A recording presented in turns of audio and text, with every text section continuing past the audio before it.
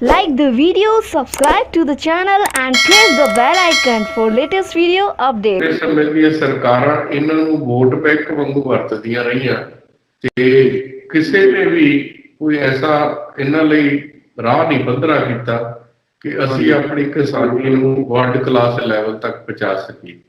ਜੀ ਸੋ ਮੈਂ ਜਿਹੜੇ ਸਿੰਘੂ ਬਾਰਡਰ ਤੇ ਟਿੱਕਰੀ ਬਾਰਡਰ ਤੇ ਹੋਰ ਬਾਰਡਰਾਂ ਤੇ ਜਿਹੜੇ ਬਜ਼ੁਰਗ ਬੈਠੇ ਆ ਉਹ ਉੱਥੇ ਲੰਗਰਾਂ ਵਿੱਚ ਸੇਵਾ ਕਰ ਰਹੇ ਆ। ਦਿਨ ਰਾਤ ਸਵੇਰੇ ਤੜਕੇ 3-4 ਵਜੇ ਦੇ ਉੱਠਦੇ ਨੇ। ਅੰਮ੍ਰਿਤ ਜਿਹੜੇ ਅੰਮ੍ਰਿਤਧਾਰੀ ਆ ਉਹ ਆਪਣਾ ਨਿਤਨੇਮ ਕਰਦੇ ਆ, ਠੰਡੇ ਪਾਣੀ ਨਾਲ ਨਹਾਉਂਦੇ ਆ ਤੇ ਉਹਨਾਂ ਨੂੰ ਮੈਂ ਇਹ ਸਮਰਪਿਤ ਲਾਈਨਾਂ ਲਿਖਿਆ ਸੀਗਾ ਕਿ ਉਹ ਅੱਜ ਕੱਲ ਦੇ ਸਾਡੇ ਸੰਤਾਂ ਗੁਲਾਮ ਨੇ ਜਿਹੜੇ ਸਾਨੂੰ ਕੌਮ ਨੂੰ ਰਹਿਨੁਮਾਈ ਦੇ ਰਹੇ ਆ ਤੇ ਉੱਥੇ ਸੇਵਾ ਵੀ ਤਨ ਮਨ ਧਨ ਨਾਲ ਕਰ ਰਹੇ ਆ। ਦਰਸ਼ਕੋ, ਪਤਾ ਕਿਸਾਨੀ ਸੰਘਰਸ਼ ਠੀਕ ਤੇ ਹੈ। ਮੋਦੀ ਸਾਹਿਬ ਵੀ ਪੂਰੇ ਅੜੇ ਹੋਏ ਹੈਗੇ ਆ। ਸਾਡੇ ਕਿਸਾਨ ਜਿਹੜੇ ਹੈਗੇ ਪੂਰੇ ਇੰਡੀਆ ਦੇ ਪੂਰੇ ਉਹ ਵੀ ਆਪਣੇ ਸਟੈਂਡ ਤੇ ਅੜੇ ਹੋਏ ਹੈਗੇ ਕਿਉਂਕਿ ਕਿਸਾਨਾਂ ਨੂੰ ਲੱਗਦਾ ਹੈਗਾ ਉਹਨਾਂ ਨਾਲ ਧੱਕਾ ਹੋ ਰਿਹਾ ਹੈਗਾ। ਇਹਦੇ ਜਿਹੜੇ ਕਿਸਾਨੀ ਸਟਰਗਲ ਤੇ ਜਿਨ੍ਹਾਂ ਨੇ ਉੱਥੇ 2-3-4 ਵਾਰੀ ਜਾ ਕੇ ਦੇਖਿਆ ਹੈਗਾ, ਫਿਰ ਪੰਜਾਬ ਵਿੱਚ ਵੱਖ-ਵੱਖ ਜਗ੍ਹਾ ਜਿਵੇਂ ਲੁਧਿਆਣਾ ਵਿੱਚ ਵੀ ਇਹਨਾਂ ਨੇ ਉਹ ਡੈਮੋਨਸਟ੍ਰੇਸ਼ਨ ਜਾਂ ਅਵੇਅਰਨੈਸ ਵਾਲੇ ਕੀਤੇ ਹੈਗੇ ਆ ਕੰਪੇਨ। ਇਹ ਹੁਣ ਸਾਡੇ ਨਾਲ ਆਨਲਾਈਨ ਜੁੜੇ ਨੇ ਸਰਦਾਰ ਰਣਜੋਤ ਸਿੰਘ ਲੁਧਿਆਣਾ ਤੋਂ, ਜੋ GST ਗਰੁੱਪ ਬਹੁਤ ਫੇਮਸ ਗਰੁੱਪ ਹੈ ਮੇਰੇ ਖਿਆਲ ਲੁਧਿਆਣਾ ਛੱਡ ਕੇ ਪੰਜਾਬ ਦਾ ਸਭ ਤੋਂ ਵੱਡਾ ਗਰੁੱਪ, ਉਹਦੇ ਮੈਨੇਜਿੰਗ ਡਾਇਰੈਕਟਰ ਤੇ ਚੇਅਰਮੈਨ ਜੁੜੇ ਹੈਗੇ ਆ। ਜਿੱਥੇ ਇੱਕ ਬਹੁਤ ਸਕਸੈਸਫੁਲ ਸਨਅਤਕਾਰ ਹੈਗੇ ਆ, ਬਿਜ਼ਨਸਮੈਨ ਹੈਗੇ ਆ, ਉੱਥੇ ਕਿਸਾਨਾਂ ਲਈ ਇਹਨਾਂ ਦਾ ਖਾਸ ਤੌਰ ਤੇ ਬਹੁਤ ਵੱਡਾ ਦਰਦ ਹੈਗਾ। ਰਣਜੋਤ ਜੀ, ਸਾਡੇ ਪ੍ਰੋਗਰਾਮ ਵਿੱਚ ਬਹੁਤ ਬਹੁਤ ਸਵਾਗਤ ਹੈਗਾ। ਧੰਨਵਾਦ ਜੀ, ਤੁਹਾਨੂੰ ਸਾਰਿਆਂ ਨੂੰ ਸਤਿ ਸ੍ਰੀ ਅਕਾਲ। ਸਤਿ ਸ਼੍ਰੀ ਅਕਾਲ ਜੀ। ਕੱਲ ਤੁਹਾਨੂੰ ਪਤਾ ਹੈਗਾ ਜਿਵੇਂ ਕ੍ਰਿਸਮਸ ਸੀ, ਸਾਡੇ ਜਿਹੜੇ ਕ੍ਰਿਸਮਸ ਡੇ ਦੀਆਂ ਸਾਰੇ ਸਾਡੇ ਪੰਜਾਬ ਵਿੱਚ ਇੰਡੀਆ ਵਿੱਚ ਬੜੀ ਸਾਰੀ ਕਮਿਊਨਿਟੀ ਦਾ ਏਕਤਾ ਇਤਫਾਕ ਹੈਗਾ। ਲੇਕਿਨ ਇੱਕ ਤੁਸੀਂ ਪੋਸਟ ਪਾਈ ਸੀ ਜਿਹਦੇ ਵਿੱਚ ਤੁਸੀਂ ਸੈਂਟਾ ਕਲੌਜ਼ ਨੂੰ ਫਾਰਮਰ ਨਾਲ ਇਕੁਏਟ ਕੀਤਾ ਸੀ। ਉਹਦੇ ਪਿੱਛੇ ਤੁਹਾਡੀ ਕੀ ਮਨਸ਼ਾ ਸੀ, ਕੀ ਕਹਿਣਾ ਚਾਹੁੰਦੇ ਹੋ ਸਾਡੇ ਦਰਸ਼ਕਾਂ ਨੂੰ, ਉਹਦੇ ਬਾਰੇ ਦੱਸੋ। ਫਿਰ ਕਿਸਾਨੀ ਸੰਘਰਸ਼ ਬਾਰੇ ਬਾਅਦ 'ਚ ਆਪਾਂ ਗੱਲ ਕਰਦੇ ਹਾਂ। ਇਹਦੇ ਵਿੱਚ ਮੇਰੀ ਮਨਸ਼ਾ ਇਹ ਸੀ ਕਿ ਜਿਹੜਾ ਪੰਜਾਬ ਦੇ ਸਾਡੇ ਬਜ਼ੁਰਗ ਕਿਸਾਨ ਨੇ ਜਿਨ੍ਹਾਂ ਨੇ ਸਾਰੀ ਉਮਰ ਖੇਤੀ ਕੀਤੀ ਹੈ ਔਰ ਖੇਤਾਂ 'ਚ ਜੂਝਦੇ ਰਹੇ ਹੈ ਤੇ ਅੱਜ ਉਹ ਇਸ ਮੁਕਾਮ ਤੇ ਪਹੁੰਚੇ ਹੈ ਕਿ ਹਿੰਦੁਸਤਾਨ ਦੀ ਆਜ਼ਾਦੀ ਦੇ 70 ਸਾਲ ਤੋਂ ਉੱਪਰ ਹੋ ਚੁੱਕੇ ਹੈ, ਪਰ ਕਿਸਾਨ ਨੂੰ ਹਲੇ ਤੱਕ ਖੁਸ਼ਹਾਲੀ ਨਹੀਂ ਮਿਲੀ। ਇਸ ਸਮੇਂ ਦੀਆਂ ਸਰਕਾਰਾਂ ਇਹਨਾਂ ਨੂੰ ਵੋਟ ਬੈਂਕ ਵਾਂਗੂ ਵਰਤਦੀਆਂ ਰਹੀਆਂ ਤੇ ਕਿਸੇ ਨੇ ਵੀ ਕੋਈ ਐਸਾ ਇਹਨਾਂ ਲਈ ਰਾਹ ਨਹੀਂ ਪੱਧਰਾ ਕੀਤਾ ਕਿ ਅਸੀਂ ਆਪਣੀ ਕਿਸਾਨੀ ਨੂੰ ਵਰਲਡ ਕਲਾਸ ਲੈਵਲ ਤੱਕ ਪਹੁੰਚਾ ਸਕੀਏ। ਸੋ ਮੈਂ ਜਿਹੜੇ ਸਿੰਘੂ ਬਾਰਡਰ ਤੇ ਟਿੱਕਰੀ ਬਾਰਡਰ ਤੇ ਹੋਰ ਬਾਰਡਰਾਂ ਤੇ ਜਿਹੜੇ ਬਜ਼ੁਰਗ ਬੈਠੇ ਆ ਉਹ ਉੱਥੇ ਲੰਗਰਾਂ ਵਿੱਚ ਸੇਵਾ ਕਰ ਰਹੇ ਆ। ਦਿਨ ਰਾਤ ਸਵੇਰੇ ਤੜਕੇ 3-4 ਵਜੇ ਦੇ ਉੱਠਦੇ ਨੇ। ਜਿਹੜੇ ਅੰਮ੍ਰਿਤਧਾਰੀ ਆ ਉਹ ਆਪਣਾ ਨਿਤਨੇਮ ਕਰਦੇ ਆ, ਠੰਡੇ ਪਾਣੀ ਨਾਲ ਨਹਾਉਂਦੇ ਆ ਤੇ ਉਹਨਾਂ ਨੂੰ ਮੈਂ ਇਹ ਸਮਰਪਿਤ ਲਾਈਨਾਂ ਲਿਖਿਆ ਸੀਗਾ ਕਿ ਉਹ ਅੱਜ ਕੱਲ ਦੇ ਸਾਡੇ ਸੰਤਾਂ ਗੁਲਾਮ ਨੇ ਜਿਹੜੇ ਸਾਨੂੰ ਕੌਮ ਨੂੰ ਰਹਿਨੁਮਾਈ ਦੇ ਰਹੇ ਆ ਤੇ ਉੱਥੇ ਸੇਵਾ ਵੀ ਤਨ ਮਨ ਧਨ ਨਾਲ ਕਰ ਰਹੇ ਆ।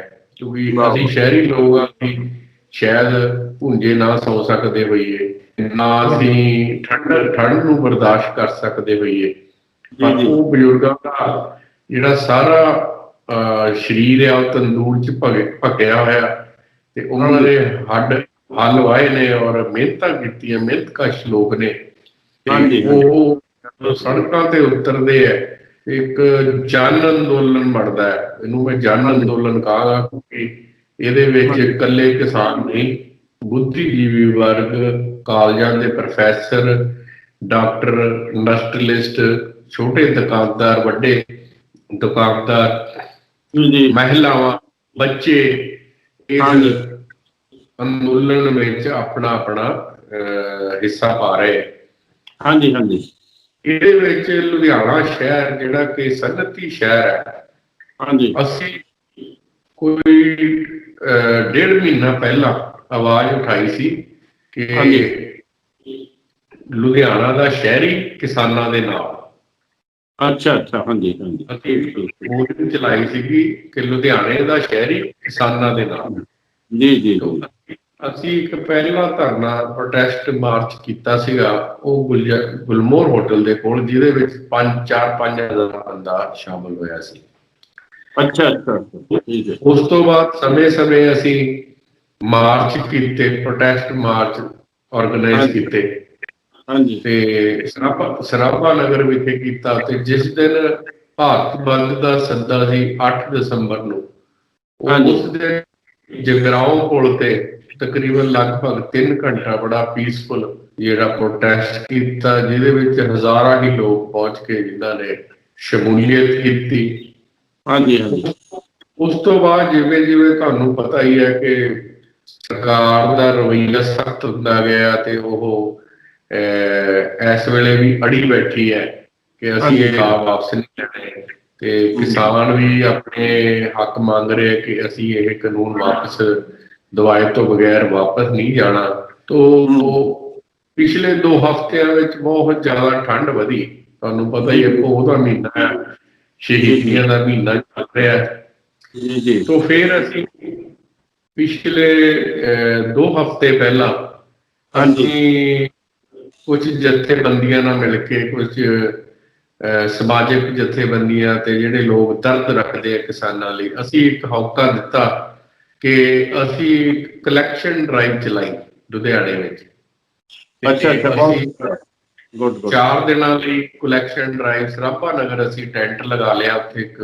ਤੇ ਅਸੀਂ ਉਹਨਾਂ ਨੂੰ ਕਿਹਾ ਕਿ ਨਾ ਸਾਨੂੰ ਕੈਸ਼ ਦਿਓ, ਨਾ ਰਾਸ਼ਨ ਦਿਓ, ਅੱਛਾ, ਕਿਉਂਕਿ ਕੈਸ਼ ਲਈ ਫਿਰ ਬੰਦਾ ਜ਼ਿੰਮੇਵਾਰ ਬਣ ਜਾਂਦਾ ਕਿ ਹਾਂ ਹਿਸਾਬ ਕਿਹਨੂੰ ਕੋਈ ਦੇਵੇ। ਬੜੀ ਵੱਡੀ ਬਣ ਜਾਂਦੀ। ਹਾਂਜੀ ਤੇ ਨਾ ਸਾਨੂੰ ਰਾਸ਼ਨ ਦਿਓ, ਕਿਉਂਕਿ ਰਾਸ਼ਨ ਉੱਥੇ ਪਹਿਲੇ ਹੀ ਪਿੰਡਾਂ ਵਾਲੇ ਆਪਣਾ 6-6 ਮਹੀਨੇ ਦਾ ਨਾਲ ਲੈ ਕੇ ਗਏ ਹੋਏ ਆ। ਜੀ ਜੀ ਜੀ। ਤੇ ਅਸੀਂ ਸਿਰਫ ਵੂਲਨ ਕੱਪੜੇ, ਲੋਈਆਂ, ਕੰਬਲ, ਮਫਲਰ, ਜਰਾਬਾਂ, ਇਨਰਵੇਅਰ ਤੇ ਝਾੜੂ ਹੋਏ, ਸਫਾਈ ਵਾਲੇ ਬੈਗ, ਇਸ ਜੀ ਜੀ। ਤਰ੍ਹਾਂ ਦੀਆਂ ਚੀਜ਼ਾਂ ਦੀ ਮੰਗ ਕੀਤੀ। ਹਾਂਜੀ ਹਾਂਜੀ। ਤੇ ਲੋਕਾਂ ਨੇ ਵੱਧ ਚੜ ਕੇ ਹਿੱਸਾ ਲਿਆ ਤੇ ਤਕਰੀਬਨ 1.5 ਟਰੱਕ ਹੋ ਗਿਆ ਸਾਡੇ ਕੋਲ। ਜੇ ਬਹੁਤ ਉਹਦੀ ਅਪਰੋਕਸੀਮੇਟ ਕਾਸਟ ਲਾਈਏ ਤਾਂ 10 ਤੋਂ 12 ਲੱਖ ਰੁਪਏ ਦਾ ਜਿਹੜਾ ਸਮਾਨ ਹੈ ਸਾਡੇ ਕੋਲ ਇਕੱਤਰ ਹੋ ਗਿਆ। ਬਹੁਤ ਬਹੁਤ। ਫਿਰ ਕਿਸੇ ਨੇ 2 ਦਿੱਤਾ, ਕਿਸੇ ਨੇ 10 ਕੰਬਲ, ਕਿਸੇ ਨੇ 20 ਕੰਬਲ, ਕਿਸੇ ਨੇ ਇੰਡਰਵੇਅਰ 100। ਤੇ ਇਸ ਤਰ੍ਹਾਂ ਬਹੁਤ ਸਾਰੀਆਂ ਜਥੇਬੰਦੀਆਂ ਨੇ ਇਸ ਵਿੱਚ ਮੁਹਿੰਮ 'ਚ ਸਹਿਯੋਗ ਦਿੱਤਾ। ਤੇ ਅਸੀਂ ਫਿਰ ਪਿਛਲੇ ਬੁੱਧਵਾਰ, ਅੱਜ ਤੋਂ 10 ਦਿਨ ਪਹਿਲਾਂ, ਹਾਂਜੀ ਤੇ 10 ਗੱਡੀਆਂ ਕਾਫਲਾ ਲੈ ਕੇ, ਇੱਕ ਟਰੱਕ ਤੇ ਬੱਸ ਲੈ ਕੇ ਟਿਕਰੀ ਬਾਰਡਰ ਪਹੁੰਚੇ, ਕਿਉਂਕਿ ਟਿਕਰੀ ਬਾਰਡਰ ਉਸ ਵੇਲੇ ਇਹ ਚੀਜ਼ਾਂ ਦੀ ਕਮੀ ਸੀਗੀ। ਬਹੁਤ ਅੱਛੀ ਗੱਲ, ਬਹੁਤ ਵਧੀਆ ਕੰਮ ਕੀਤਾ। ਫਿਰ ਅਸੀਂ ਡਿਸਟਰੀਬਿਊਟ ਕਰਕੇ ਆਏ। ਇੱਕ ਟਰਾਲੀ ਵਿੱਚ ਅਸੀਂ ਪੁੱਛ ਕੇ ਚੀਜ਼ਾਂ ਦੇ ਕੇ ਆਏ। ਹਾਂਜੀ ਹਾਂਜੀ ਹਾਂਜੀ ਤੇ ਹਾਂਜੀ। ਤਕਰੀਬਨ ਸਾਰੀ ਰਾਤ ਅਸੀਂ ਲੱਗੇ ਰਹੇ ਤੇ ਇਸ ਕਾਰਜ ਨੂੰ ਅਸੀਂ ਚੜਾਇਆ। ਉਸ ਹਾਂਜੀ ਤੋਂ ਬਾਅਦ ਪਿਛਲਾ ਜਿਹੜਾ ਐਤਵਾਰ ਗਿਆ ਹੈ, ਹਾਂਜੀ ਸਾਨੂੰ ਫਿਰ ਇਹ ਪਤਾ ਲੱਗਿਆ ਕਿ ਕੁਝ ਦਾਲਾਂ ਦੀ ਕਮੀ ਹੈ, ਕੁਝ ਰਿਫਾਈਨਡ ਆਇਲ ਦੀ ਕਮੀ ਹੈ, ਤੇ ਇੱਕ ਮੈਡੀਕਲ ਜਿਹੜੀਆਂ ਦਵਾਈਆਂ ਨੇ, ਹਾਂਜੀ ਹਾਂਜੀ। ਉਹ ਫਿਰ ਮੈਂ ਥੋੜਾ ਜਿਹਾ ਫੇਸਬੁੱਕ ਰਾਹੀਂ ਪਾਇਆ ਸੀਗਾ ਕਿ ਹਾਂਜੀ ਇਸ ਤਰ੍ਹਾਂ ਅਸੀਂ ਕਾਰਜ ਕਰਨ ਜਾ ਰਹੇ ਹਾਂ। ਹਾਂਜੀ। ਤੋਂ ਮੈਂ ਇੰਨੇ ਲਿਖਿਆ ਸੀ ਕਿ ਦਾਲ ਸਸਤੀ ਕਿੱਥੋਂ ਮਿਲਦੀ ਹੈ। ਅੱਛਾ ਅੱਛਾ। ਤੇ ਲੋਕ ਸਮਝ ਗਏ ਤੇ ਉਹਨਾਂ ਨੇ ਮੈਨੂੰ ਫੋਨ ਖੜਕਾਏ ਤੇ ਹਾਂ ਲਗਭਗ ਅਸੀਂ 200-250 ਕਿਲੋ ਦਾਲ ਜਿਹੜੀ ਹੈ ਫਿਰ ਇੱਥੋਂ ਲੈ ਅੱਛਾ। ਕੇ ਗਏ, ਨਾਲ ਹੋਰ ਸਮਾਨ ਲੈ ਕੇ ਗਏ। ਤੇ ਗੁੱਡ ਇਹ ਗੁੱਡ। ਪਿਛਲੇ ਸ਼ਨੀਵਾਰ ਅਸੀਂ ਦੇ ਕੇ ਆਏ ਆ। ਤੇ ਹੁਣ ਉੱਥੇ ਬਾਰਡਰਾਂ ਤੇ ਜਿਹੜੇ ਬੈਠੇ ਆ, ਅਸੀਂ ਰਾਤ ਵੀ ਆਪ ਕੱਟੀ ਆ ਉੱਥੇ। ਤੇ ਅੱਛਾ। ਉਹਨਾਂ ਵਾਂਗੂ ਅਸੀਂ GT ਰੋਡ ਤੇ ਸੌਂ ਕੇ ਵੀ ਦੇਖਿਆ ਕਿ ਵਾਹ ਕਿੰਨੀ ਵਾਹ। ਚੈਨ ਦੀ ਨੀਂਦ ਆਉਂਦੀ ਹੈ। ਜਿਹੜੇ ਬੰਦੇ ਕੋਲ ਸ਼ਾਂਤੀ ਹੋਵੇ, ਮਨ ਸੰਤੁਸ਼ਟ ਹੋਵੇ, ਤਾਂ ਇੱਥੇ ਨੀਂਦ ਜਿਹੜੀ ਹੈ ਕੰਢਿਆਂ ਦੀ ਸੂਲ ਤੇ ਵੀ ਆ ਜਾਂਦੀ ਹੈ। ਜੀ ਜੀ, ਬਹੁਤ ਅੱਛਾ। ਇੱਕ ਦੋ ਗੱਲਾਂ ਇਹਦੇ ਨਾਲ ਹੀ ਮੈਂ ਰਿਲੇਟਡ ਕਰਦਾ। ਦੇਖੋ, ਮੋਦੀ ਸਾਹਿਬ ਪੂਰੇ ਸਾਡੇ ਦੇਸ਼ ਦੇ ਪ੍ਰਧਾਨ ਮੰਤਰੀ, ਮੈਨੂੰ ਬੜੇ ਅਫਸੋਸ ਨਾਲ ਕਹਿਣਾ ਪੈਂਦਾ ਹੈਗਾ, ਉਹ ਇਵੇਂ ਬਿਹੇਵ ਕਰ ਰਿਹਾ ਜਿਵੇਂ ਉਹ BJP ਪਾਰਟੀ ਦੇ ਪ੍ਰਧਾਨ ਮੰਤਰੀ ਹੈਗੇ ਆ। ਇੰਨੀ ਸਰਦੀ, ਇੰਨੀ ਠੰਡ ਆ, ਕੋਹਰਾ ਹੈਗਾ, ਖੁੱਲੇ ਆਕਾਸ਼ ਵਿੱਚ ਸੜਕਾਂ ਤੇ ਪਏ ਹੈਗੇ ਆ। ਹਰ ਇੱਕ ਚਾਹੇ ਅਫਸਰ ਹੋਵੇ, ਪੋਲੀਟੀਸ਼ੀਅਨ ਹੋਵੇ, ਉਹਦਾ ਇੱਕ ਹਿਊਮਨ ਐਂਗਲ ਵੀ ਹੁੰਦਾ ਹੈਗਾ। ਮਤਲਬ ਵੀ ਬੰਦਾ ਕਹਿੰਦਾ ਮੇਰੇ ਸਿਟੀਜ਼ਨ ਜਿਹੜੇ, ਉਹ ਵੀ ਜਿਹੜੇ ਬਹੁਤ ਵੈਲਿਊਏਬਲ ਸਿਟੀਜ਼ਨ, ਜਿਹੜੇ ਅਨਾਜ ਉਗਾਉਂਦੇ ਹੈਗੇ ਆ, ਮਤਲਬ ਉਹਨਾਂ ਨੂੰ ਸਿਟੀਜ਼ਨ ਦੀ ਪਰਵਾਹ ਹੀ ਨਹੀਂ ਹੈਗੀ ਇਹਦੇ ਤੇ ਮੈਨੂੰ ਬੜੀ ਹੈਰਾਨੀ ਦੀ ਗੱਲ ਹੈਗੀ ਹੈ। ਮੋਦੀ ਸਾਹਿਬ ਦਾ ਇੰਨਾ ਬਾਰ-ਬਾਰ, ਉਹ ਕੱਲ ਵੀ ਉਹਨਾਂ ਨੇ ਸਪੀਚ ਦਿੱਤੀ, 2-3 ਦਿਨ ਪਹਿਲਾਂ ਵੀ ਦਿੰਦੇ, ਆਪਣੇ ਆਪ ਨੂੰ ਜਸਟੀਫਾਈ ਕਰੀ ਜਾਂਦੇ ਹੈਗੇ। ਕੀ ਇਹਨਾਂ ਦੀ ਪੋਲੀਟੀਕਲ ਮਜਬੂਰੀ ਆ ਜਸਟੀਫਾਈ ਕਰਨ 'ਚ? ਮੈਂ ਤਾਂ ਇਹ ਕਹਿਣਾ ਕਿ ਮੋਦੀ ਸਾਹਿਬ ਗੁਰਦੁਆਰਾ ਰਕਾਬਗੰਜ ਜਾਣ ਦੀ ਬਜਾਏ ਜੇ ਇੱਕ ਵਾਰ ਸਿੰਘੂ ਬਾਰਡਰ ਤੇ ਆ ਜਾਂਦੇ ਤੇ ਉਹ ਆਪ ਆ ਕੇ ਦੇਖ ਲੈਂਦੇ। ਇਸ ਮੁੱਦੇ ਤੇ ਅੜੀਅਲ ਸੁਭਾਅ ਜਿਹੜਾ ਆ ਉਹ ਠੀਕ ਨਹੀਂ ਹੁੰਦਾ, ਕਿਉਂਕਿ ਘਰ 'ਚ ਵੀ ਕਹਿੰਦੇ, ਵਿਆਹ 'ਚ ਵੀ ਜੇ ਇੱਕ ਫੁੱਫੜ ਵਿਗੜ ਜਾਵੇ ਤਾਂ ਸਾਰਾ ਵਿਆਹ ਖਰਾਬ ਹੋ ਜਾਂਦਾ ਹੈ। ਇੱਥੇ ਪ੍ਰਧਾਨ ਮੰਤਰੀ ਜੀ ਨੂੰ ਫੁੱਫੜ ਵਾਲਾ ਰੋਲ ਨਹੀਂ ਪਲੇ ਕਰਨਾ ਚਾਹੀਦਾ ਤੇ ਉਹਨਾਂ ਨੂੰ ਤਾਂ ਵਿਚੋਲੀ ਵਾਲਾ ਰੋਲ ਪਲੇ ਕਰਨਾ ਚਾਹੀਦਾ ਕਿ ਉਹ ਸਰਕਾਰ ਦੇ ਨੁਮਾਇੰਦੇ ਨੇ, ਲੋਕਾਂ ਦੇ ਜੁੜੇ ਹੋਏ ਨੁਮਾਇੰਦੇ ਨੇ। ਲੋਕਾਂ ਨੇ ਉਹਨਾਂ ਦੇ ਵਿੱਚ ਦੇਖ ਕੇ ਉਹਨਾਂ ਨੂੰ ਇਸ ਦੇਸ਼ ਦੀ ਪਿਛਲੇ 6 ਸਾਲ ਤੋਂ ਵਾਗਡੋਰ ਸੰਭਾਲੀ ਹੈ। ਬਹੁਤ ਸਾਰੀ ਤਰੱਕੀ ਹੋ ਰਹੀ ਹੈ। ਮੈਂ ਉਸ ਦੀ ਵੀ, ਸਰਕਾਰ ਦੀ ਪ੍ਰਸ਼ੰਸਾ ਕਰਦਾ ਹਾਂ ਕਿ ਸਰਕਾਰ ਬੜੀ ਸਾਡੀ ਅਗਾਂਹ ਵਧੂ ਸੋਚ ਦੀ ਸਰਕਾਰ ਹੈ ਤੇ ਉਹ ਡਾਕਟਰ ਮਨਮੋਹਨ ਸਿੰਘ ਦੇ ਪਾਏ ਹੋਏ ਪੂਰਨਿਆਂ ਤੇ ਚੱਲ ਰਹੀ ਹੈ, ਜੋ ਲੀਹਾਂ ਉਹਨਾਂ ਨੇ ਦਿੱਤੀਆਂ। ਤੇ ਮੈਨੂੰ ਉਮੀਦ ਹੈ ਕਿ ਜੇ ਸਰਕਾਰ ਵੱਡੇ ਹਿਰਦੇ ਨਾਲ ਸੋਚੇ ਤਾਂ ਕਿਸਾਨਾਂ ਨੂੰ ਨਾਲ ਲੈ ਕੇ ਚੱਲੇ, ਤਾਂ ਹੋਰ ਭਾਈਚਾਰੇ ਨੂੰ ਨਾਲ ਲੈ ਕੇ ਚੱਲੇ, ਤਾਂ ਮੁਲਕ ਸਾਡਾ ਨੰਬਰ 1 ਮੁਲਕ ਬਣ ਸਕਦਾ ਹੈ। ਮੈਂ ਉਮੀਦ ਕਰਦਾ ਹਾਂ ਕਿ ਸਰਕਾਰ ਜਿਹੜਾ ਆਪਣਾ ਰਵੱਈਆ ਬਦਲ ਕੇ ਇਹਨਾਂ ਲਾਜ਼ ਨੂੰ ਵਾਪਸ ਲਏਗੀ ਤੇ ਰੀਅਪੀਲ ਕਰੇਗੀ, ਕਿਉਂਕਿ ਇਨਸਾਨ ਗਲਤੀਆਂ ਦਾ ਪੁਤਲਾ ਹੈ, ਰੱਬ ਤਾਂ ਹੈ ਨਹੀਂ। ਗਲਤੀ ਕਿਸੇ ਕੋਲ ਵੀ ਵੱਡੇ ਵੱਡੇ ਅਫਸਰਾਂ ਤੋਂ ਹੋ ਜਾਂਦੀ, ਛੋਟੇ ਤੋਂ ਹੋ ਜਾਂਦੀ। ਹਰ ਬੰਦੇ ਕੋਲੋਂ ਕਿਸੇ ਨਾ ਕਿਸੇ ਮੌਕੇ ਗਲਤੀ ਹੋ ਜਾਂਦੀ ਹੈ। ਹਾਂਜੀ। ਤੋ ਜਿਹੜਾ ਗਲਤੀ ਬਣਦਾ ਹੈ ਉਹ ਬਹੁਤ ਵੱਡਾ ਬਣ ਜਾਂਦਾ ਹੈ, ਉਹ ਵੱਡਾ ਮਹਾਨ ਇਨਸਾਨ ਬਣ ਜਾਂਦਾ ਹੈ। ਤੋ ਇੱਥੇ ਸੁਹਿਰਦਤਾ ਦਿਖਾਉਣ ਦੀ ਲੋੜ ਹੈ ਤੇ ਮਹਾਨ ਬਣਨ ਦੀ ਲੋੜ ਹੈ। ਲੀਡਰ ਉਹ ਹੁੰਦਾ ਜਿਹੜਾ ਲੋਕਾਂ ਨੂੰ ਨਾਲ ਲੈ ਕੇ ਚੱਲੇ। ਤੇ ਅਫਸੋਸ ਨਾ ਕਹਿਣਾ ਪੈ ਰਿਹਾ ਕਿ ਮੋਦੀ ਜੀ ਇਸ ਵੇਲੇ ਬਹੁਤ ਨੈਗੇਟਿਵ ਉਹਨਾਂ ਬਾਰੇ ਗੱਲਾਂ ਹੁੰਦੀਆਂ ਜਿਹੜੀਆਂ ਸੁਣਨ 'ਚ ਜਾਂ ਸੋਸ਼ਲ ਮੀਡੀਆ ਤੇ ਤੁਸੀਂ ਅਕਸਰ ਦੇਖਦੇ ਹੋ। ਤੇ ਮੈਂ ਤਾਂ ਕਦੇ ਵੀ ਕਿਸੇ ਦੇ ਖਿਲਾਫ ਵੀ ਨਹੀਂ ਲਿਖਦਾ, ਕਿਉਂਕਿ ਪਰਸਨਲ ਅਟੈਕ ਨਹੀਂ ਕਰਨਾ ਚਾਹੀਦਾ। ਸੋ ਸਾਡਾ ਮਕਸਦ ਇਹੀ ਹੈ ਕਿ ਅਸੀਂ ਇਹੀ ਕਨਵੇ ਕਰਨਾ ਚਾਹੁੰਦੇ ਹਾਂ ਕਿ ਜਿਹੜਾ ਸ਼ਹਿਰੀ ਵਰਗ ਆ ਜਿਹਨੂੰ ਅਸੀਂ ਰਿਪਰੈਜ਼ੈਂਟ ਕਰਦੇ ਹਾਂ, ਠੀਕ ਹੈ, ਅਸੀਂ ਸਰਕਾਰ ਦੇ ਨਾਲ ਵੀ ਆ, ਪਰ ਸਰਕਾਰ ਨੂੰ ਇਹ ਕਹਾਂਗੇ ਕਿ ਸਰਕਾਰ ਆਪਣੀ ਨੀਤੀਆਂ ਬਦਲੇ ਤੇ ਜਿਹੜੀ ਇਸ ਅੰਦੋਲਨ ਨੂੰ ਜਲਦੀ ਤੋਂ ਜਲਦੀ ਖਤਮ ਕੀਤਾ ਜਾਵੇ, ਤਾਂ ਕਿ ਜਿਹੜੇ ਹਜ਼ਾਰਾਂ ਲੱਖਾਂ ਕਿਸਾਨ ਅੱਜ ਇੰਨੀ ਕੜਾਕੇ ਦੀ ਠੰਡ ਵਿੱਚ ਉੱਥੇ ਬੈਠੇ ਨੇ ਕਿ ਉਹਨਾਂ ਨੂੰ ਖੁਸ਼ੀ ਘਰ ਮੁੜਨ, ਉਹਨਾਂ ਨੂੰ ਲੱਗੇ ਕਿ ਅਸੀਂ ਬਹੁਤ ਕੁਝ ਸਾਨੂੰ ਮੋਦੀ ਜੀ ਨੇ ਆਪਣੇ ਖਜ਼ਾਨਿਆਂ ਚੋਂ ਦਿੱਤਾ।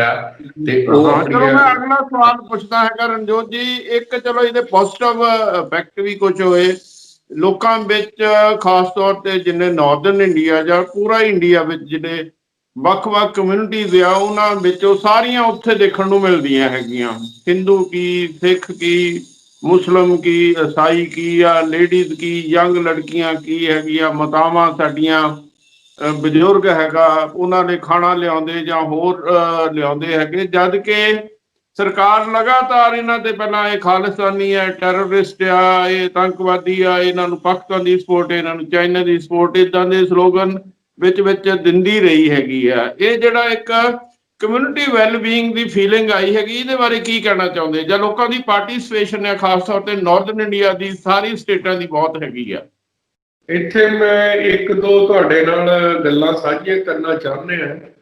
ਹਾਂਜੀ, ਇਸ ਅੰਦੋਲਨ ਵਿੱਚ ਜਿਵੇਂ ਲੋਕਾਂ ਦਾ ਸਾਥ ਮਿਲਿਆ, ਨੌਜਵਾਨਾਂ ਦਾ ਸਾਥ ਮਿਲਿਆ, ਬੱਚਿਆਂ ਦਾ ਸਾਥ ਮਿਲਿਆ, ਬਜ਼ੁਰਗਾਂ ਦਾ ਸਾਥ ਮਿਲਿਆ, ਲੇਡੀਜ਼ ਬਹੁਤ ਵੱਡੀ ਤਾਦਾਦ ਵਿੱਚ ਪਹੁੰਚੀ ਹੈ। ਉੱਥੇ ਹਰ ਇੱਕ ਕੋਈ ਸਿਰਫ ਯੂਨਿਟੀ ਦੀ ਗੱਲ ਕਰਦਾ ਹੈ, ਪੀਸ ਦੀ ਗੱਲ ਕਰਦਾ ਹੈ ਤੇ ਇਸ ਅੰਦੋਲਨ ਦੀ ਚੜ੍ਹਦੀ ਕਲਾ ਵਾਲੀ ਗੱਲ ਕਰਦਾ ਹੈ। ਤੋ ਇਸ ਨੂੰ ਪਹਿਲਾਂ ਪੰਜਾਬ ਦਾ ਸਮੱਸਿਆ, ਫਿਰ ਇਹਨੂੰ ਸਿੱਖਾਂ ਨਾਲ ਸਮੱਸਿਆ ਜੋੜਨ ਦਾ ਯਤਨ ਕੀਤਾ। ਪਰ ਜੇ ਅਸੀਂ ਹੋਰ ਬਾਰਡਰਾਂ ਤੇ ਜਾਈਏ, ਟਿੱਕਰੀ ਬਾਰਡਰ ਜਾਈਏ, ਉੱਥੇ 70% ਹਰਿਆਣਾ, ਰਾਜਸਥਾਨ ਤੇ ਹੋਰ ਸੂਬਿਆਂ ਦਾ ਜਿਹੜਾ ਕਿਸਾਨ ਹੈ ਉਹ ਅੰਦੋਲਨ 'ਚ ਬੈਠਾ ਹੈ। ਹਰਿਆਣਾ, ਪੰਜਾਬ ਆਪਣੇ ਆਪ ਨੂੰ ਵੱਡਾ ਛੋਟਾ ਭਰਾ, ਵਿਛੜੇ ਹੋਏ ਭਰਾ ਕਰਕੇ ਕਹਿ ਰਹੇ ਨੇ।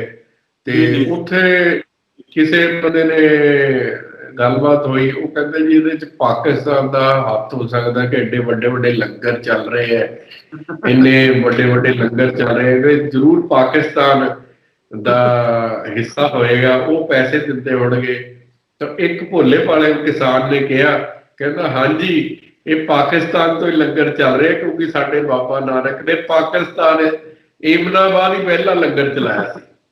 ਉੱਥੋਂ ਤੇ ਉਹ ਲੰਗਰ ਪਾਕਿਸਤਾਨ ਦਾ ਇੱਥੇ ਚੱਲ ਰਿਹਾ ਤੇ ਉਸ ਵਿਆਜ ਨਾਲ ਹੀ ਚੱਲ ਰਿਹਾ। ਤੋ ਜਿਵੇਂ ਤੁਹਾਨੂੰ ਵਿਸਾਖੀ ਪਤਾ ਹੀ ਹੈ, ਸੱਚਾ ਸੌਦਾ ਵਾਲੀ ਜਿਹੜੀ ਚੂੜ ਕਰਦੇ ਹੋਈ, ਇਸ ਵਿਆਜ ਨਾਲ, ਉਹ ਵੀ ਜਗ੍ਹਾ ਪਾਕਿਸਤਾਨ ਹੀ ਹੈ ਤੇ ਪਾਕਿਸਤਾਨ ਦੇ ਵਿਆਜ ਨਾਲ ਹੀ ਲੰਗਰ ਚੱਲ ਰਿਹਾ। ਹਾਂਜੀ ਹਾਂਜੀ, ਉੱਥੇ ਜਾ ਕੇ ਜਿਹੜਾ ਸਾਡਾ ਪਰਸਨਲ ਐਕਸਪੀਰੀਅੰਸ ਹੋਇਆ, ਤੇ ਅਸੀਂ ਫੋਟੋਗ੍ਰਾਫੀ ਵੀ ਕੀਤੀ ਹੈ ਉਸ ਏਰੀਏ ਦੀ। ਮੈਂ ਤੁਹਾਡੇ ਨਾਲ ਕੁਝ ਤਸਵੀਰਾਂ ਜਲਦੀ ਸ਼ੇਅਰ ਕਰਾਂਗਾ, ਮੈਂ ਪ੍ਰੋਗਰਾਮ ਵਿੱਚ ਲਾ ਦਿਆਂਗਾ। ਹਾਂਜੀ, ਤੇ ਕੁਝ ਵੀਡੀਓਜ਼ ਵੀ ਨੇ ਮੈਂ ਤੁਹਾਡੇ ਨਾਲ ਸ਼ੇਅਰ ਕਰਾਂਗਾ। ਲੋਕਾਂ ਦੇ ਜਿਹੜੇ ਜਜ਼ਬਾਤ ਨੇ ਉਹ ਵੀ ਤੁਹਾਨੂੰ ਦਿਖਾਵਾਂਗਾ। ਉੱਥੇ ਇੱਕ ਬਾਬਾ ਜੀ ਕਹਿ ਰਹੇ ਹੈ, ਕਹਿੰਦੇ ਕਿ ਜਿਸ ਜੀਟੀ ਰੋਡ ਤੇ ਤੇਜ਼ ਰਫ਼ਤਾਰ ਤੇ ਜਾਣ ਤੇ ਚਲਾਨ ਹੁੰਦੇ ਸੀ, ਅੱਜ ਉਸ ਜੀਟੀ ਰੋਡ ਤੇ ਹਜ਼ਾਰਾਂ ਲੋਕ ਗੁਰੂ ਨਾਨਕ ਸਾਹਿਬ ਦਾ 20 ਰੁਪਏ ਵਾਲਾ ਲੰਗਰ ਛਕ ਰਹੇ ਉਸੇ ਜੀਟੀ ਰੋਡ ਤੇ ਬੈਠ ਕੇ। ਹਾਂਜੀ ਹਾਂਜੀ ਹਾਂਜੀ, ਬਿਲਕੁਲ ਠੀਕ। ਸੋ ਇਹ ਬੜਾ ਇੱਕ ਅਨੋਖਾ ਐਕਸਪੀਰੀਅੰਸ ਆ। ਸ਼ਾਇਦ ਪਹਿਲੀ ਵਾਰ ਭਾਰਤ ਦੀ ਹਿਸਟਰੀ ਵਿੱਚ ਐਡਾ ਵੱਡਾ ਜਨ ਅੰਦੋਲਨ ਹੋਇਆ ਜਿਸ 'ਚ ਹਰ ਵਰਗ ਦੇ ਲੋਕ ਸ਼ਾਮਲ ਨੇ। ਇਸ ਵਿੱਚ ਮੀਡੀਆ ਦਾ ਨੈਗੇਟਿਵ ਤੇ ਪੋਜ਼ਿਟਿਵ ਰੋਲ ਵੀ ਰਿਹਾ। ਕੁਛ ਮੀਡੀਆ ਬਹੁਤ ਨੈਗੇਟਿਵ ਚੱਲਿਆ, ਪਰ ਉਹਨਾਂ ਨੂੰ ਹੁਣ ਰਿਲਾਈਜ਼ ਹੋ ਰਿਹਾ ਕਿ ਇਹ ਮੂਵਮੈਂਟ ਬਹੁਤ ਬੜੀ ਹੈ। ਜੇ ਅਸੀਂ ਕੀਤਾ ਵੀ ਅਸੀਂ ਗਲਤ ਰਿਪੋਰਟਿੰਗ ਕਰਦੇ ਰਹੇ ਹੈਗੇ ਆ, ਤੇ ਉਹ ਫਿਰ ਇਸ ਤੋਂ ਨਿਖੜ ਜਾਣਗੇ। ਜੋ ਆਪਣੀ ਸਹੀ ਰਿਪੋਰਟਿੰਗ ਨਹੀਂ ਕਰਨਗੇ ਤੇ ਉਹ ਲੋਕ ਉਹ ਫਿਰ ਉਸ ਮੀਡੀਆ ਨੂੰ ਲੋਕ ਨਹੀਂ ਦੇਖਣਾ ਪਸੰਦ ਕਰਨਗੇ, ਜਿਸ ਵਿੱਚ ਸੱਚਾਈ ਨਹੀਂ ਹੋਏਗੀ, ਜਿਸ ਵਿੱਚ ਤੱਥ ਨਹੀਂ ਹੋਣਗੇ। ਤੋ ਇੱਥੇ ਮੈਂ ਇਹ ਵੀ ਐਡ ਕਰਾਂਗਾ ਕਿ ਜਿਹੜੇ ਉੱਥੇ ਫਾਰਮਰ ਅੰਦੋਲਨ ਚਲਾ ਰਹੇ ਆ, ਜਿਹੜੇ ਉੱਥੇ ਦੇ ਲੀਡਰਸ਼ਿਪ ਆ, ਉਹਨੂੰ ਵੀ ਮੈਂ ਸਲੂਟ ਕਰਦਾ ਵਾਂ ਕਿ ਉਹ ਇੱਕ ਚਿਹਰਾ ਨਹੀਂ, 30 ਜਥੇਬੰਦੀਆਂ ਦਾ ਇੱਕ ਸਮੂਹ ਹੈ, ਜਿਹੜਾ ਇੱਕ, ਜਿਵੇਂ ਆਪਾਂ ਕਹਿੰਦੇ ਆ ਕਿ ਇੱਕ ਕੰਨ ਤੋੜਿਆ ਜਾ ਸਕਦਾ, ਜੇ 30 ਕੰਨ ਇਕੱਠੇ ਕਰ ਲਓ ਝਾੜੂ ਦੇ, ਤਾਂ ਝਾੜੂ ਨਹੀਂ ਤੋੜਿਆ ਜਾ ਸਕਦਾ। ਸੋ ਉਹ 30 ਕਾਨੇ ਜੁੜ ਕੇ ਇੱਕ ਐਸਾ ਮਜ਼ਬੂਤ ਲੱਠ ਬਣੀ ਹੈ ਕਿ ਉਹ ਇੱਕ ਆਵਾਜ਼ ਹੈ। ਤੇ ਦੂਜੀ ਗੱਲ, ਸਿਆਸਤ ਤੋਂ ਦੂਰ ਹੈ। ਸਿਆਸੀ ਲੀਡਰਾਂ ਨੂੰ ਉੱਥੇ ਬੋਲਣ ਨਹੀਂ ਦਿੰਦੇ, ਵੜਨ ਨਹੀਂ ਦਿੰਦੇ।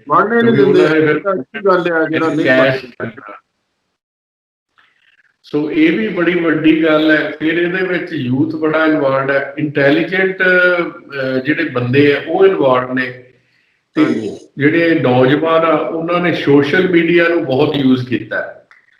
ਸੋ ਟਵਿੱਟਰ ਦੇ ਜਿਹੜਾ ਅਕਾਊਂਟ ਬਣੇ ਆ ਫਾਰਮਰਸ ਦੇ ਫੇਵਰ 'ਚ, ਜਾਂ ਹੈਸ਼ਟੈਗ ਬਣੇ ਆ, ਉਹਨਾਂ ਦੀ ਰੀਚ ਜਿਹੜੀਆਂ ਮਿਲੀਅਨ ਤੋਂ ਹੋ ਗਈ, ਅਖਬਾਰਾਂ ਨਾਲੋਂ ਕਿਤੇ ਵੱਧ।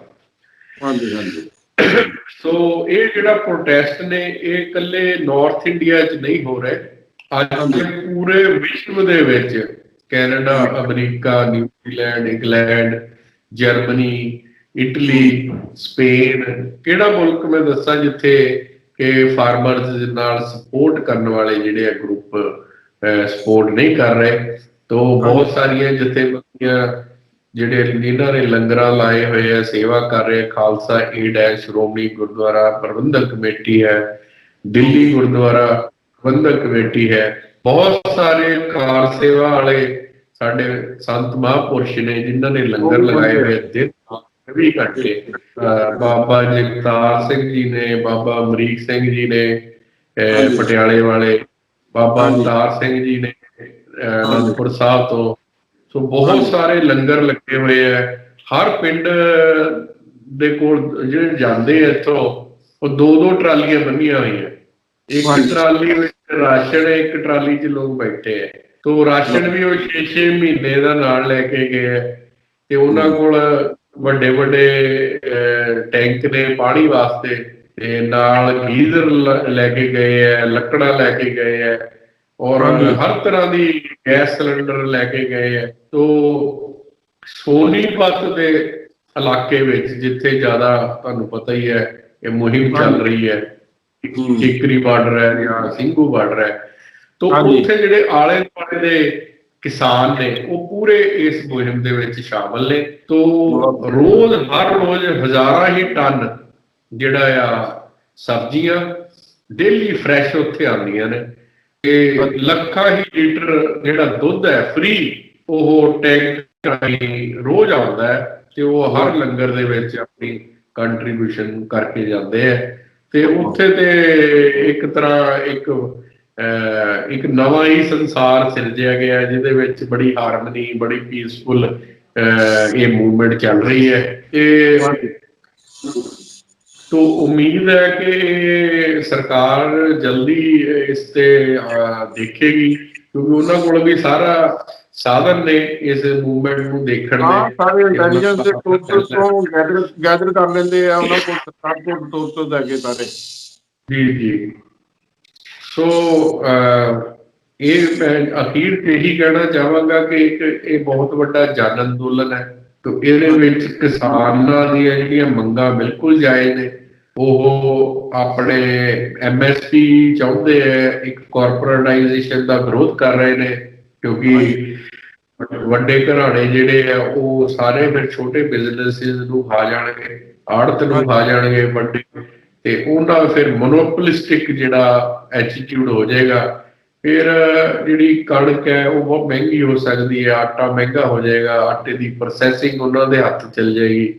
ਸੋ ਇਸ ਤਰ੍ਹਾਂ ਮਹਿੰਗਾਈ ਵੀ ਵਧੇਗੀ। ਵੈਸੇ ਵੀ ਕਰੋਨਾ ਕਰਕੇ ਤੁਸੀਂ ਦੇਖਿਆ ਕਿ ਹਰ ਚੀਜ਼ ਇਸ ਸਾਲ ਮਹਿੰਗੀ ਹੋ ਗਈ। ਹਰ ਚੀਜ਼ ਲੋੜ ਤੋਂ ਵੱਧ ਮਹਿੰਗੀ ਹੈ। ਅਸੀਂ ਸੰਗਤਕਾਰ ਹਾਂ, ਇਸ ਵੇਲੇ ਲੋਹਾ 20% ਮਹਿੰਗਾ ਹੋ ਚੁੱਕਾ ਹੈ। ਸੋ ਕਾਰੋਬਾਰ ਚਲਾਉਣੇ ਔਖੇ ਹੋਏ ਪਏ ਹੈ।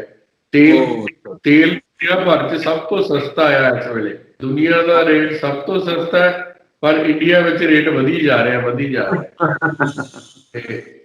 ਉਹ ਚੀਜ਼ਾਂ ਬਾਰੇ ਸਰਕਾਰ ਸੋਚੇ ਕਿ ਕਿਸ ਤਰ੍ਹਾਂ ਚੀਜ਼ਾਂ ਸਸਤੀਆਂ ਕਰਨੀਆਂ। ਹੁਣ 2-2 ਹਜ਼ਾਰ ਰੁਪਏ ਦੇ ਕੇ ਕਿਸਾਨ ਖੁਸ਼ ਨਹੀਂ ਹੋ ਸਕਦਾ। ਜਿਵੇਂ ਮੋਦੀ ਜੀ ਨੇ 2-2 ਹਜ਼ਾਰ ਰੁਪਇਆ ਵੰਡਿਆ, ਉਹਦੇ ਨਾਲ ਕਿਸਾਨ ਖੁਸ਼ ਨਹੀਂ ਹੋਏਗਾ। ਤੇ ਇੱਕ ਬਾਬੇ ਦੀ ਦੀ ਕੋਈ ਵੈਲਿਊ ਨਹੀਂ। ਅੱਛਾ, ਅਖੀਰ ਵਿੱਚ ਤੁਸੀਂ ਮੋਦੀ ਸਾਹਿਬ ਨੂੰ ਜਿਵੇਂ ਥੋੜਾ ਜਿਹਾ ਵਿੱਚ ਤੁਸੀਂ ਰਨਿੰਗ ਰੈਫਰੈਂਸ ਤੇ ਇਸ਼ਾਰਾ ਕੀਤਾ ਸੀ, ਇੱਕ ਆਪਣੇ ਵੱਲੋਂ ਅਪੀਲ ਕਰਦੇ ਹੋ ਵੀ ਇਹਨਾਂ ਕਾਨੂੰਨਾਂ ਨੂੰ ਵਿਦਡਰਾ ਕਰੋ, ਇਹਦੇ ਨਾਲ ਤੁਹਾਡਾ ਵਡੱਪਣ ਵਧੇਗਾ, ਕੋਈ ਤੁਹਾਡੇ ਵਿੱਚ ਇਹਨਾਂ ਕੋਈ ਹੀਨ ਭਾਵਨਾ ਆਏਗੀ, ਜੇ ਉਹ ਕਰਕੇ ਇੱਕ ਅਪੀਲ ਜ਼ਰੂਰ ਕਰ ਦਿਓ। ਮੈਂ ਤਾਂ ਇਹੀ ਕਹਾਂਗਾ ਕਿ ਸਾਡੀ ਸਰਕਾਰ ਇੱਕ ਮਜ਼ਬੂਤ ਸਰਕਾਰ ਹੈ। ਪਹਿਲੀ ਵਾਰ ਭਾਰਤ ਨੂੰ ਐਡੀ ਮਜ਼ਬੂਤ ਸਰਕਾਰ ਮਿਲੀ ਹੈ। ਪਰ ਕਹਿੰਦੇ ਆ ਕਿ ਜਦੋਂ ਪਾਵਰ ਬਹੁਤ ਜ਼ਿਆਦਾ ਆ ਜਾਏ ਤਾਂ ਬੰਦਾ ਥੋੜਾ ਜਿਹਾ ਘਮੰਡ 'ਚ ਆ ਜਾਂਦਾ ਹੈ ਜਾਂ ਬੜਾ ਆਕੜ ਬੈਠਦਾ ਹੈ। ਤੋ ਇਸ ਵੇਲੇ ਮੈਂ ਉਮੀਦ ਕਰਾਂਗਾ ਕਿ ਸਰਕਾਰ ਜਿਹੜਾ ਆਪਣਾ ਥੋੜਾ ਜਿਹਾ ਲੋਕਾਂ ਵੱਲ ਦੇਖ ਕੇ ਆਪਣਾ ਝੁਕਾਅ ਜਿਹੜਾ ਬਦਲੇ, ਤੇ ਇਸ ਮਜ਼ਬੂਤ ਭਾਰਤ ਲਈ ਹਰ ਨਾਗਰਿਕ ਤਿਆਰ ਹੈ। ਹਰ ਨਾਗਰਿਕ ਇਸ ਮੁਲਕ ਦੀ ਤਰੱਕੀ ਵਾਸਤੇ, ਇਸ ਦੀ ਬਿਹਤਰੀ ਵਾਸਤੇ ਜਾਨਾਂ ਮਾਰ ਸਕਦਾ। ਅੱਜ ਸਾਡੇ ਬਾਰਡਰਾਂ ਤੇ ਜੇ ਕੋਈ ਪ੍ਰੋਟੈਕਟ ਕਰਦਾ ਤਾਂ ਨਾਰਥ ਦਾ ਜਿਹੜਾ, ਮੈਂ ਇਹ ਨਹੀਂ ਕਹਿੰਦਾ, ਹਰ ਪੰਜਾਬੀ ਜਿਹੜਾ ਹੈ ਉਹ ਸੋਲਜਰ ਹੈ ਸਾਡੇ ਮੁਲਕ ਦਾ। ਹਰ ਪੰਜਾਬੀ, ਜਦੋਂ ਕਿ ਸਾਡੇ ਗ੍ਰੀਨ ਰੈਵੋਲੂਸ਼ਨ ਸ਼ੁਰੂ ਹੋਈ, ਉਸ ਵੇਲੇ ਅਸੀਂ ਅਨਾਜ ਇੰਪੋਰਟ ਕਰਦੇ ਸੀ। ਅਮਰੀਕਾ ਤੋਂ ਕਣਕ ਖਰੀਦਣੀ ਪੈਂਦੀ ਸੀ ਸਾਨੂੰ। ਇਸ ਯੂਨੀਵਰਸਿਟੀਆਂ ਨੇ, ਇੱਥੋਂ ਦੇ ਫਾਰਮਰਸ ਨੇ ਇਸ ਨੂੰ ਫੂਡ ਸਰਪਲਸ ਕੰਟਰੀ ਬਣਾਇਆ। ਇੰਨੀ ਮਿਹਨਤਾਂ ਕਰਕੇ ਤਰਾਈ ਦੇ ਖੇਤਰ ਜਿੱਥੇ ਕੋਈ ਫਸਲ ਨਹੀਂ ਸੀ ਹੁੰਦੀ, ਉੱਥੇ ਪੰਜਾਬੀ ਕਿਸਾਨਾਂ ਨੇ ਲਹਿਰਾਉਂਦੀਆਂ ਫਸਲਾਂ ਉੱਥੇ ਪੈਦਾ ਕੀਤੀਆਂ।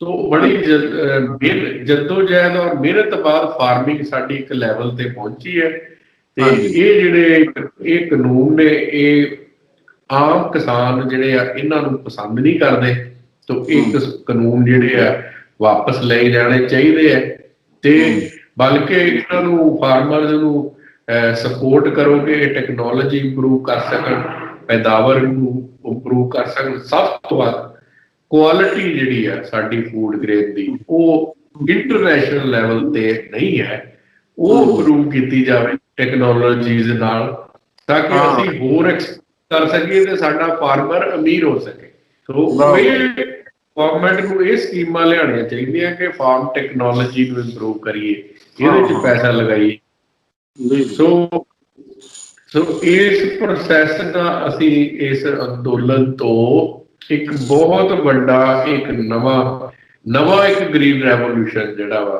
ਉਹ ਪੈਦਾ ਹੋ ਸਕਦਾ ਕਿਉਂਕਿ ਜਿਸ ਤਰ੍ਹਾਂ ਇਹ ਮੂਵਮੈਂਟ ਕ੍ਰੀਏਟ ਹੋਈ ਹੈ ਪਿਛਲੇ 3 ਮਹੀਨਿਆਂ ਵਿੱਚ ਇਹ ਕੋਈ ਛੋਟਾ ਮੋਟਾ ਅੰਦੋਲਨ ਨਹੀਂ ਹੈ ਵਾਕਈ ਬਹੁਤ ਛੋਟਾ ਮੋਟਾ ਨਹੀਂ ਹੈ ਕਿਉਂਕਿ ਇਹ ਇੱਕ ਪਹਿਲੀ ਮੂਵਮੈਂਟ ਹੈ ਜਿਹਦੇ 'ਚ ਲੋਕ ਦਿਲੋਂ ਜੁੜੇ ਹੈ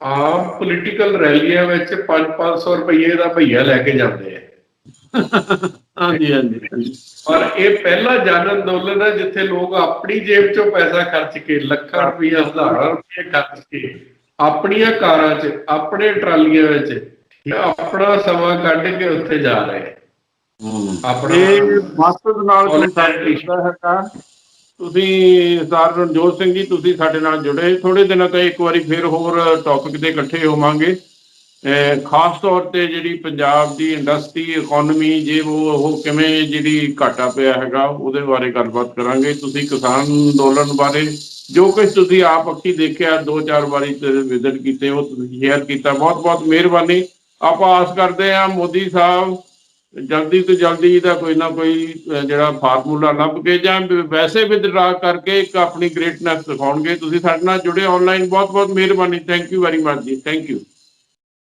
ਓਕੇ ਜੀ ਸਤਿ ਸ੍ਰੀ ਅਕਾਲ ਜੀ ਫਤਿਹ ਜੀ ਸਤਿ ਸ਼੍ਰੀ ਅਕਾਲ